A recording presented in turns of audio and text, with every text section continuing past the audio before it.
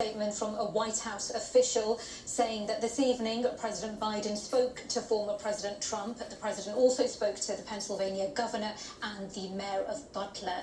Tonight, the president is returning to Washington, D.C., and in the morning at the White House, he will receive an updated briefing from Homeland Security and law enforcement officials. We know that investigation is in full flow, and the Secret Service had said earlier that they are treating this as an assassination attempt on former President Trump.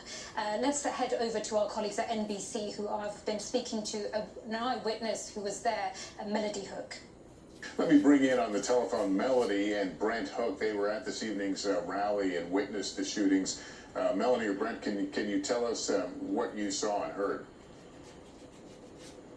Yeah, we were sitting there, and all of a sudden we just heard, of course, what sounded like gunshots, and just total chaos then happened. I kind of looked to my right, and I saw the individual who got shot in the bleachers. I saw his hat come off. And then we just started grabbing everybody around us and just got down in the bleachers and just kind of hovered over everybody, trying to protect everybody around us. And it was right beside us. Yeah, there was as we see in the video, there was a lot going on. The tactical teams were moving, the team moving around the former president. At that point, did you know what to do, how to protect yourself? Well, yes and no. We just, everything's happening so quick, and you're not sure how many shooters there are or where they're at or anything, so you just kind of just like I said earlier, I just used my mother's instinct and just grabbed the little girl behind me and just put her down in the bleachers and covered over top of her, and the rest of our family kind of gathered all around everybody else. And yeah, you don't ever plan for anything like that, so you just kind of have to just go with what you feel at the moment, I guess. I don't know. It was definitely terrifying. So you were in the bleachers, really behind where the former president was? We were off to his, if he was facing forward, we were off to the right. We were in the same set of bleachers where the guy was shot at. Oh my goodness. We were just a few feet from him. Is this somebody you had met or encountered? I think we had talked to him in line coming in, but we didn't know who he was personally, no. We know this is, we don't have to get deep into it. We know this is a tough campaign right now. But did you ever imagine you would face this sort of thing at a rally?